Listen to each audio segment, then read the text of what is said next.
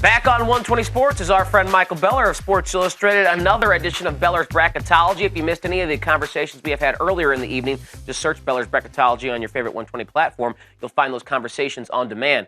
For this 120, though, Beller, let's go to the ACC. And we know it's the deepest and best conference in all of college basketball. At the back end of this conference, though, there are some teams that will be matching up this weekend, and they're on the bubble. Tell us about, first and foremost, Wake Forest and Virginia Tech. What's on the line for both of these teams when they match up this weekend in ACC play? Virginia Tech's safe. Virginia Tech is going dancing. This is a team with a great resume, the 8th team from the ACC that we know is going to be in the field. Wake Forest, a huge win earlier this week against Louisville, but that was their first really big win. They did beat Miami. It was their first top 25 win. Both those games at home. So now they have an opportunity to go on the road against a strong Virginia Tech team and prove that they can beat a tournament quality team away from home. If they add this one to the mix, and you know they have a strong RPI, they have a strong KenPom ranking, and now they have a third top 50 win, this one and the road, added to what they have already done against Louisville and Miami, I really think they put themselves in a position where if they just avoid bad losses in the ACC tournament, you don't lose to a team like Boston College, for example, I think they'll be safe, especially if they maybe add another win, even if it's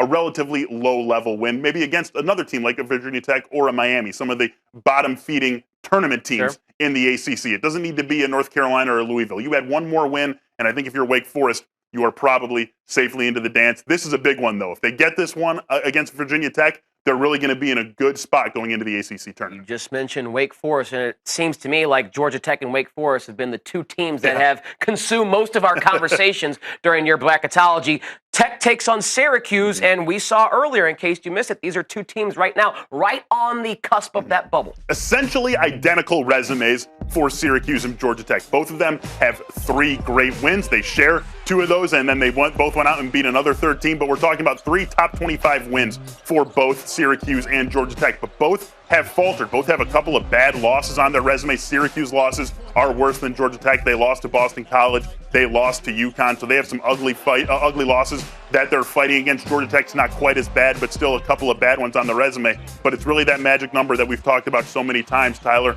13 losses for both of these teams. We've seen just 6 teams since 1985 get at-large bids with 14 losses, 0 with 15. If these teams are in the at-large mix, it's because they lost in the ACC tournament. There's loss number 14 for both of them. Whichever one loses on Saturday, that's 15 losses. And as great as their 3 big wins are for both these teams, I don't think either of them is going to be the one that sets history and is the first at-large team with 15 losses in the NCAA tournament. That's why I really do look at this as a de facto elimination game. Whoever loses on Saturday between Syracuse and Georgia Tech, you're going to have to settle for an NIT bid. Wow, big-time matchup there in the ACC with Tech and Syracuse, so make sure you have your eye on that because one of those teams, if Michael Beller is correct, and why wouldn't he be, is going to punch its ticket, essentially, with that victory. Coming up later on 120 Sports, Michael will be back with more bracketology. He's been here all night long.